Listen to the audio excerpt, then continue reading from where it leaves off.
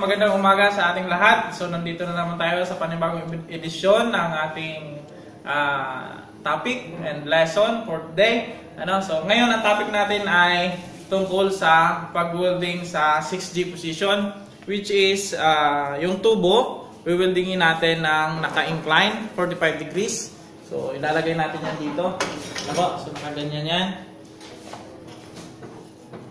So yan ang panibagong topic natin ngayong umaga. So bago natin puntahan yung gagawin natin ngayong umaga, so i-review lang muna natin yung nakaraan na pinanood ninyo.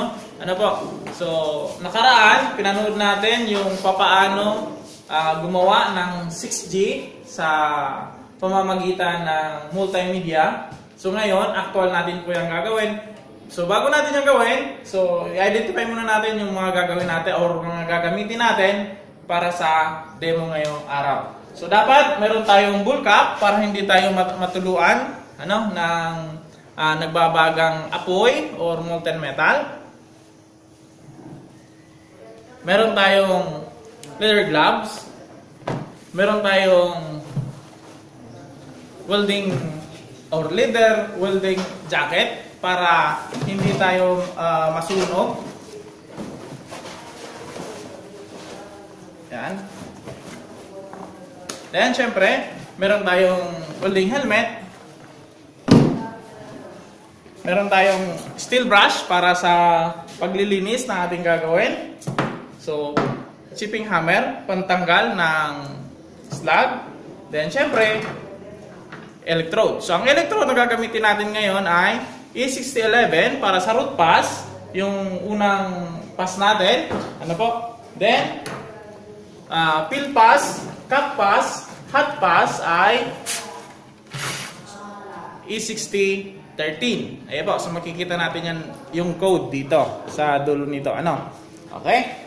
Then, syempre, yung gagamitin natin, so ang demo piece natin ngayon ay 4 inches carbon steel pipe. So sa ibang demo, 6 inches, 8 inches, 12 inches. So ngayon maliit lang ang demo natin na tubo or gagamiting tubo. Then syempre, makina, meron tayong makina, inverter type. So let's start.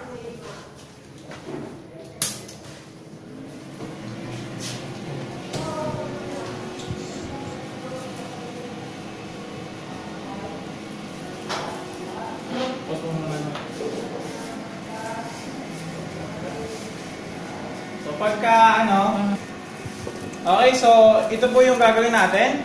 So magsisimula po tayo sa root pass. So magsisimula po tayo dito sa anong numero ito? 6, 8. 4 o'clock. Ito ang alas 6. Ito ang alas 6, alas 7, 4 o'clock. Ay 5 o'clock, di ba? So 5 o'clock, 6 o'clock, 7 o'clock. So yun ang ating starting point. Hindi po ba? So overhead, ibig sabihin nun. Magsisimula tayo dito, then pataas. So tingnan lang po natin maigi yung angle natin.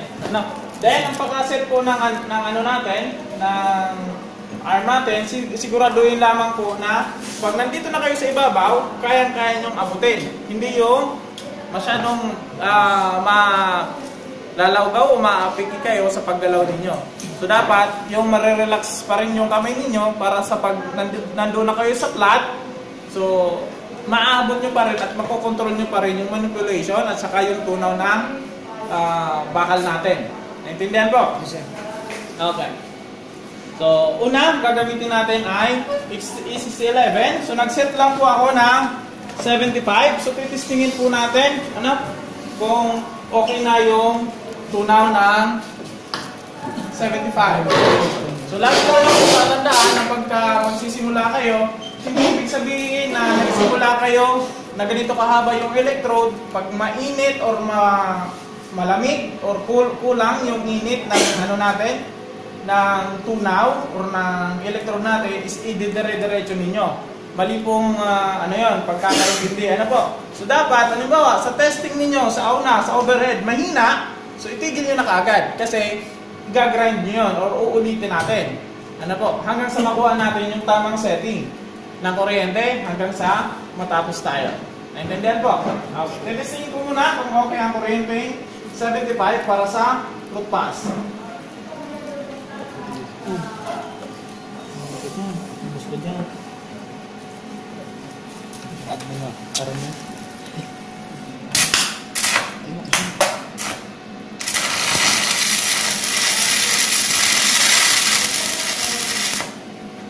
Okay, so mukhang okay naman. So, simulan na natin.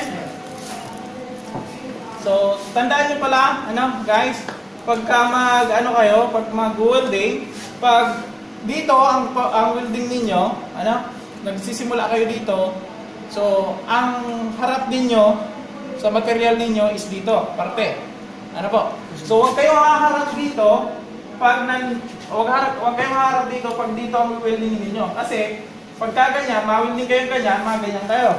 So, mahihirapan kayo. So, dapat dito ang harap nyo, para pag nagsimula kayo, sisilipin nyo lang, nakaganyan lang posisyon ninyo.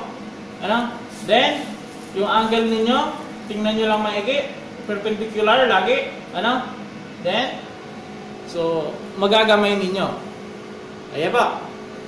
Then, pag nandito na, itigil nyo na. Kasi, pag diniretso nyo pa, so makikita ninyo na yung angle natin is mali na. Ayan ba? Ayan ba? Then, pag nandun na tayo, dito naman tayo mag-welding, hindi ka haharap dito kasi mahihirapan ka. So, dito ka po. Haharap ka mismo dito. Sa tubo mo. Dito ka haharap. Kasi, maganyan ka. Maganyan ka. So, nandito ka. Maganyan. Tigil. Tigil. Then, tapos. So, ganun lang po kadali. So, yun ang common mistake na nagagawa natin, yung positioning natin. Ba't kaya ang hirap hanapin or silipin yung tunaw? Kasi mali yung position natin. Okay? So, tingnan natin. Okay. Go. Alas 5.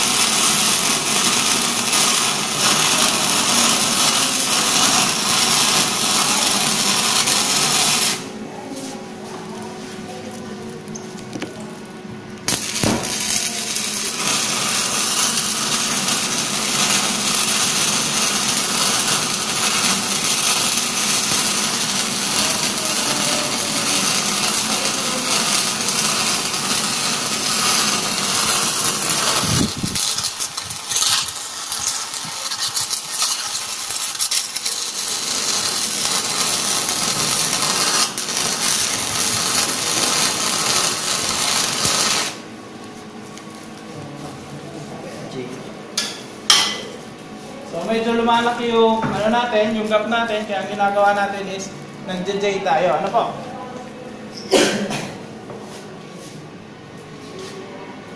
So ngayon dahil may tacking tayo na partial, so ang gagawin natin is tatanggalin muna natin yung tacking. So ito po 'yon,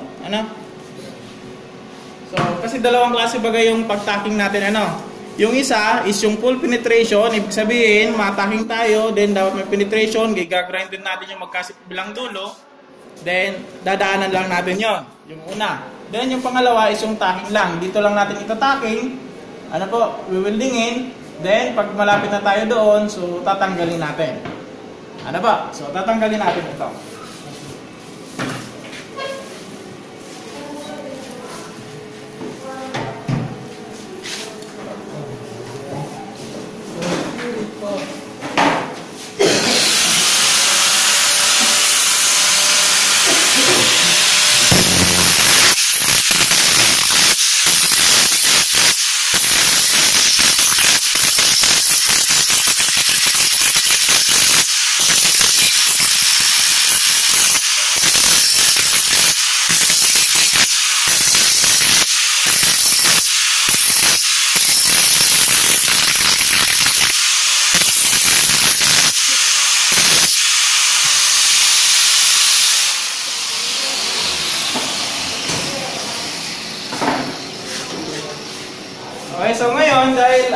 tayo.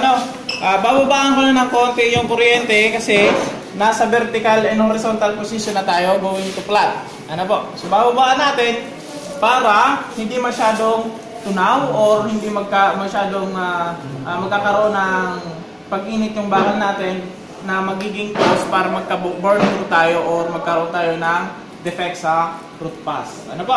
So bawasan ko lang siguro mga 5.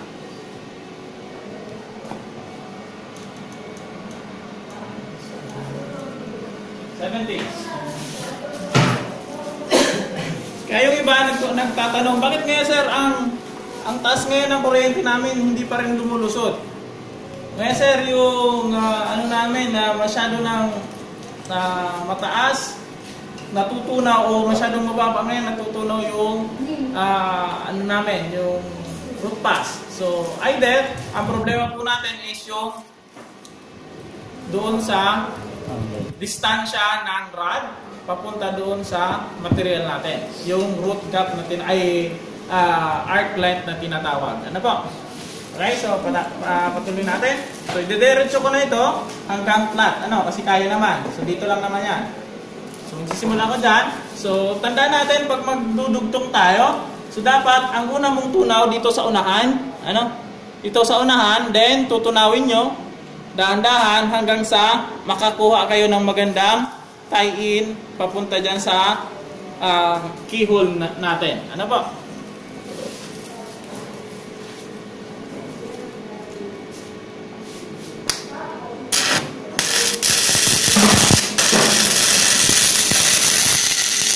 Huwag kayong aabante hanggang walang tunaw. Kung may tunaw na, abante nyo na. Ayan.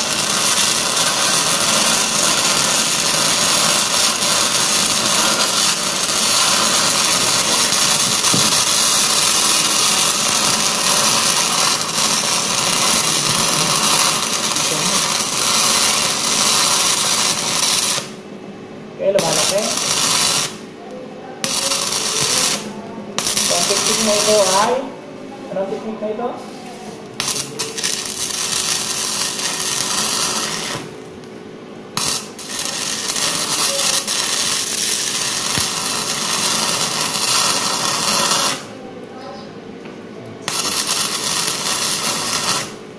Masyadong mataas pa rin. Bawasan pa rin natin. Kasi na siya, tingnan natin sa 55. Ngayon sir, 55, masyadong mababa ngayon 55. Walang, walang arc force. Ayan, walang arc force yan. 55.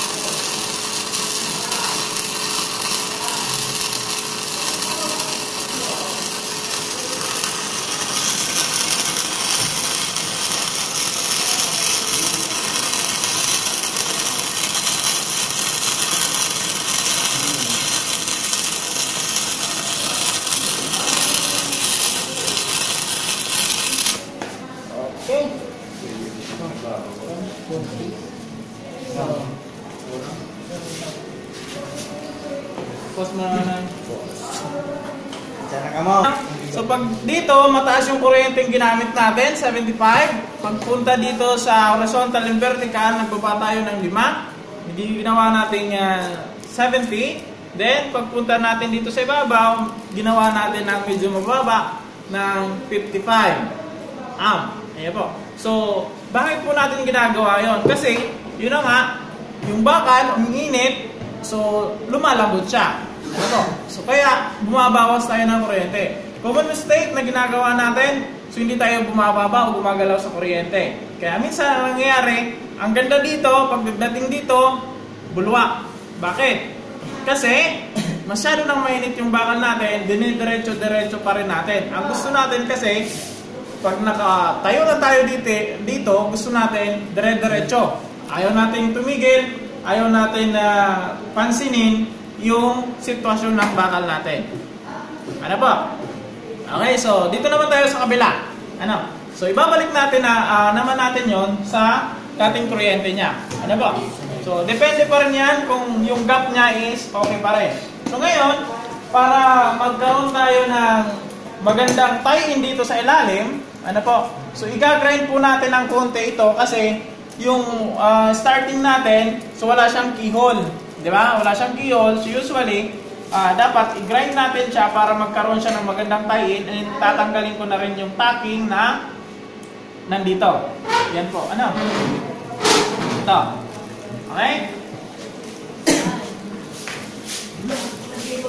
Pause mo, pause. Nalaka-front siya, naka-play. Pause mo na. Lang naman yan. Basta dito sa ilalim, wala dapat na bumukol. Ano? Okay, so dito na tayo sa ilalim, sa kabilang parte. Bawian ko na rin ko yan. Dahil para revoke, ano? Okay? So, weldingin natin, sabi nga natin, pag ano, haharap tayo kung saan nasaan yung ayan, butas ng tubo natin. Ano? So, para makita natin yung weldingin natin o yung tunaw. Ano po? So, Bigtas to. sabihin, dito tayo magsisimula. Ganyan. Ano po? Okay? Ready? Share.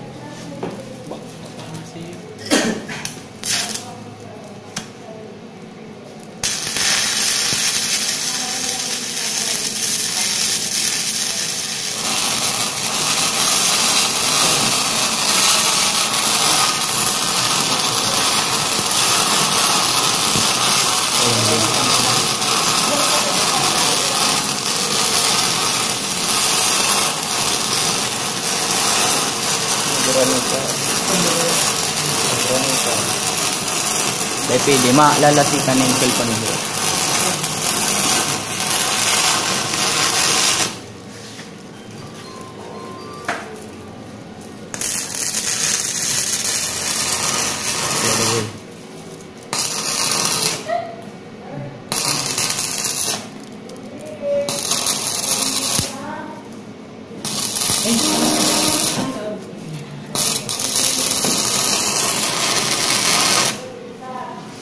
Then, bawasan naman natin.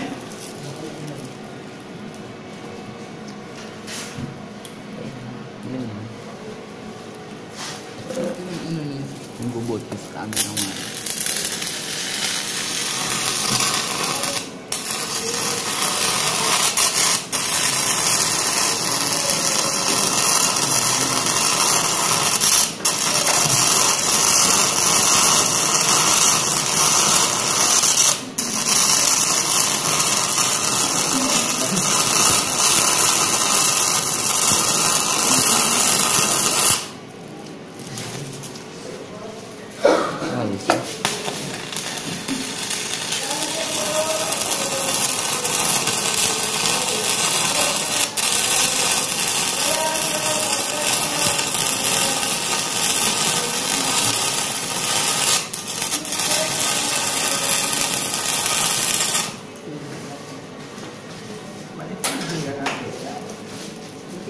Pambihira? Kaiba? Pambihirang parong. Barang ba? Yun po.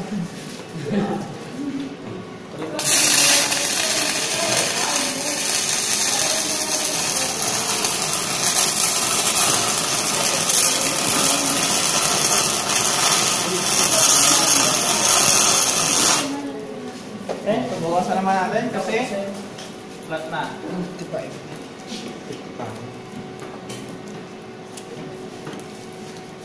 Kalau nagpapantay mo, sino po wasan? Mira.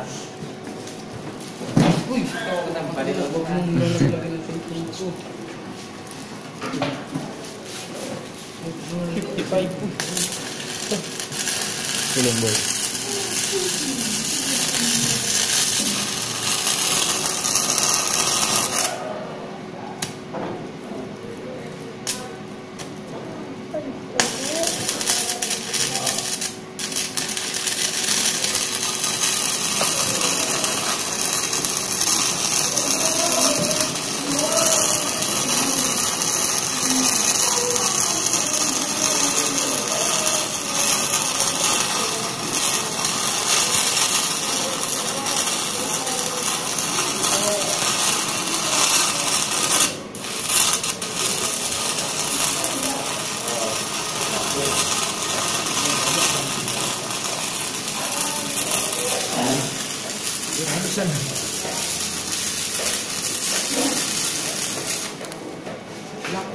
Tapos, nadali na.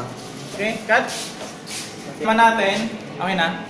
Sige, sir. Okay, ngayon, ang gagawin naman natin ay hot pass. So sa hot pass, tataasan po natin ang kuryente ng konti o tataasan natin ng konti ang kuryente para medyo maitulak natin ng konti yung penetration natin doon sa loob. Ano ba? So, gagawin mo 100.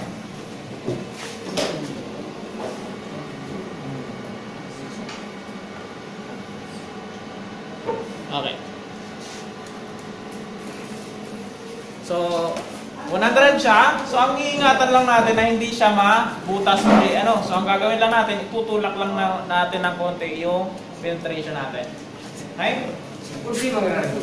So, para malinisan siya, pwedeng ang gawin natin technique or style is 11 para hindi kayo mahirapan. Or 13 pagka medyo okay naman, malinis yung gawa natin.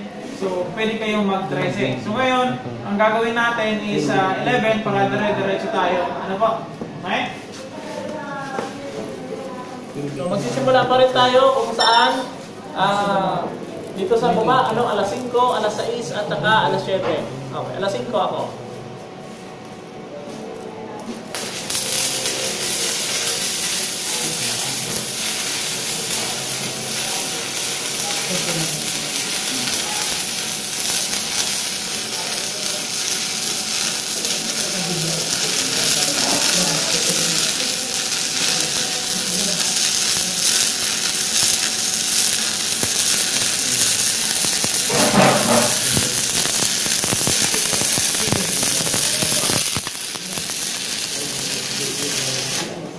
Ano yan? Wala sa zigzag.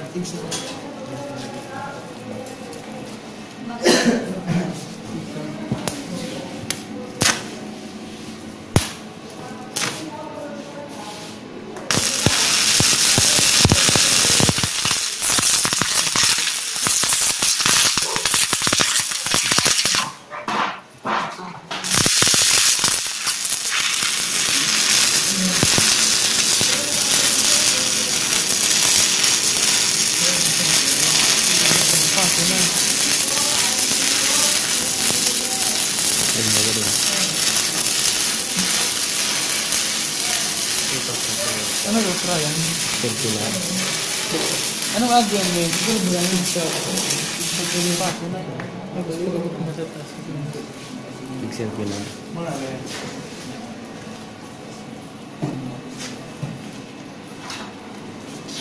Nagpagod ka.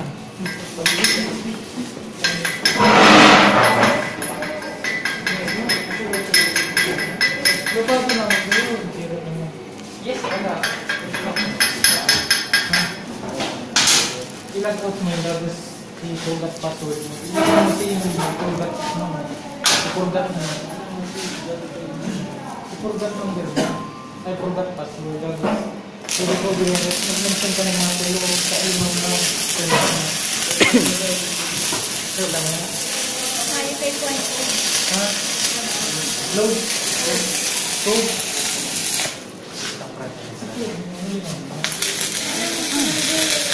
Nagka-camera ba ito?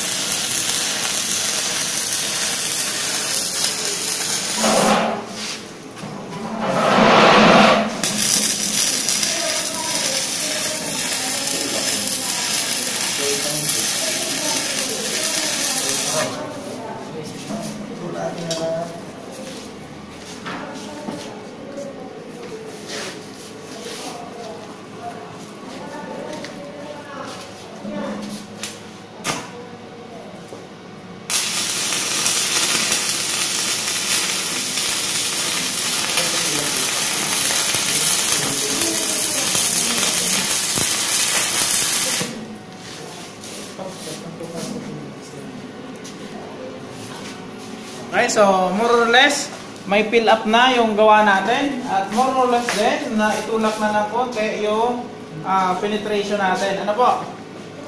So, susubukan natin siya pipil upan or pipil pasan. Ano po? So 13 na ang gagamitin natin. So linisan naman natin siya ulit ng grinding. Okay.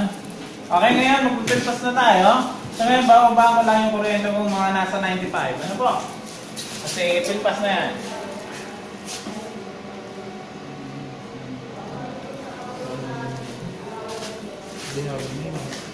So, sa pilpas, dapat hindi natin matutunaw muna or matunaw man natin, dapat hindi tayo lalagpas dito sa guhit na ito. Kasi po, ito ang magiging reference natin. Ito ang magiging reference natin itong guhit na ito. Ano po? So, dapat hindi natin yan matunaw. Ano po? Or matunaw man natin, hindi dapat tayo lumagpas dyan. Kasi pag nag-capping tayo, yun ang reference natin kung saan ilalagay natin or i-welding natin dyan yung tatlong bed. Ano po? Dyan lamang sa ano na yan, sa gap na ito. Okay?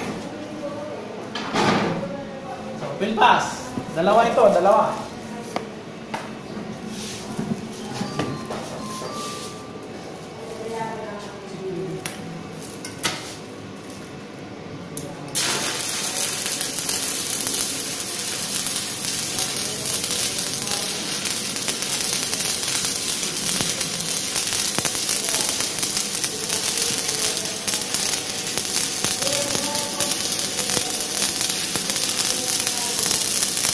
So, this good aspect, Kalamba, Philippines, Kalamba, Signal.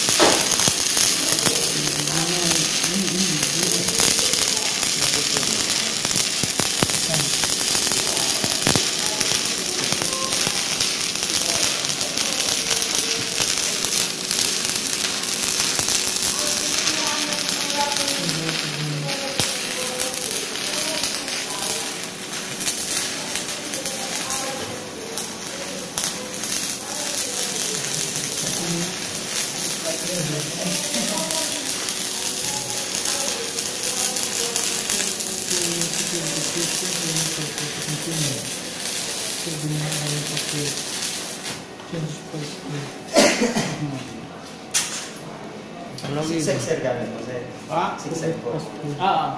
Sisend tayo. Tapos, dapat tatandaan natin pag nag-ano tayo, nag-welding na tayo sa pilpas. So, i-weave natin ng konti para medyo makain ng konti yung gitna. Ano po? Para sa pangalawang ano natin, pangalawang daan natin, yung gilid naman is yun naman ang kakainin natin. Ano po? So, linisan lang muna natin. So, pagkakanit po, linisan nyo lang yung magkabilang dulo. Yung crater dito sa baba, yun lang muna ang titikin natin. Then, yung starting point natin dito sa baba. Nasusumpayan natin or dudugtungan. Ano ba?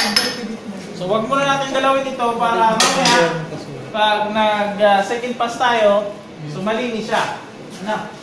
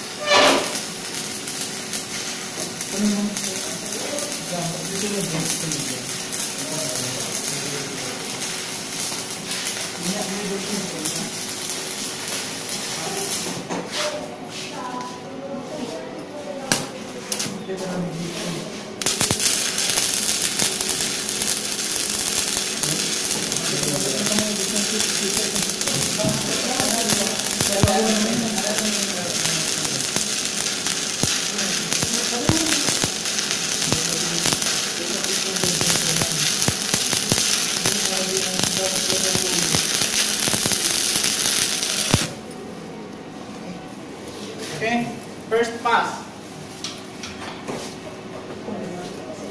Isama natin siya. Pili na lang natin.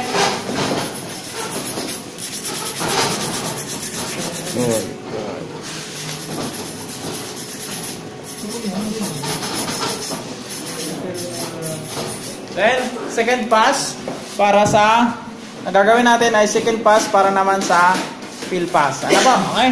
So, gawin natin ang second pass.